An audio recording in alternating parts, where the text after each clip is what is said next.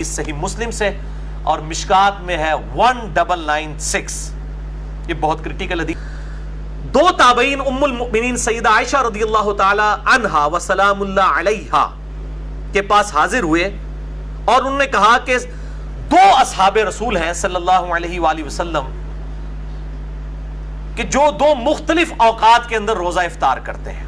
یہ صحیح مسلم ہے بھائی, اصول کافی نہیں پڑھ رہا, صحیح مسلم پڑھ رہا ہوں, مشکات میں 1996. تو سیدہ عائشہ نے پوچھا یہ دو لوگ کون ہیں؟ تو کہا گیا کہ عبداللہ ابن مسعود ہیں رضی اللہ تعالیٰ عنہ, جو افطار میں جلدی کرتے ہیں, یعنی جیسے غروب آفتاب ہوتا ہے وہ افطار کر لیتے ہیں.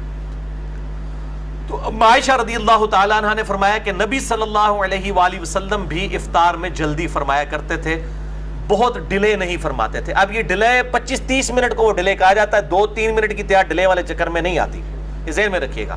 اور اس زمانے میں تو انتظار کیا بھی جاتا تھا کیونکہ گھڑیاں نہیں تھی, بعض اوقات سورج صرف پہاڑ کی اوٹ میں جاتا تھا, غروب نہیں ہوا ہوتا تھا, اسی لیے اہتمام کیا جاتا تھا. اور وہی اہتمام اہل تشیع کے ہاں چل رہا ہے.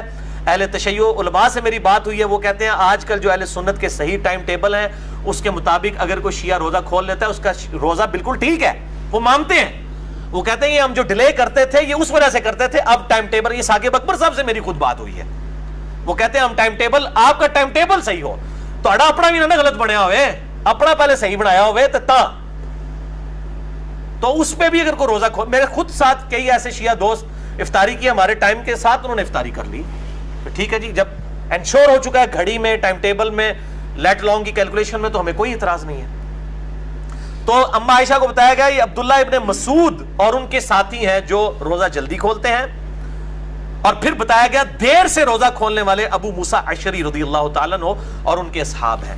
ابو موسیٰ اشعری رضی اللہ تعالیٰ عنہ کوئی رافضی نہیں تھے, صحیح مسلم سے میں نے بیان کیا وہ روزہ دیر سے کھولتے تھے, اور دیر سے ظاہر ہے 25-30 منٹ نہیں, 5-10 منٹ ڈیلے کرتے ہوں گے, ٹھیک ہے.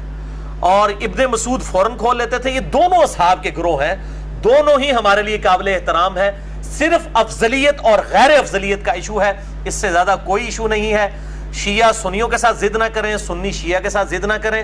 ٹائم ٹیبل بہرحال سنیوں کو صحیح کرنے کی ضرورت ہے, خصوصاً جو الیکٹرانک ٹائم ٹیبل آ رہا ہے گھڑیوں کا, اور مسلم پرو سافٹ ویئر اینڈرائڈ ایپ ہے, یا اسی طریقے سے سلاٹ ٹائم سافٹ ویئر ہے, اس کو فالو کریں تو پھر انشاءاللہ یہ کنفلکٹ ختم ہو جائے گا. بال میں نے پہلے بتایا ساری میں کوئی اختلاف نہیں ہے, ساری والے اختلاف سے اعلان برات شیعہ نے کیا کہ وہ 8 منٹ آپ نے خود سے مائنس کر کے ہمارے معاملات کیے ہوئے ہیں, اور میں نے خود بھی آبزرو کیا ہے کہ وہ اذان کے اعتبار سے کوئی اتنا بڑا ایشو نہیں ہے فجر کی.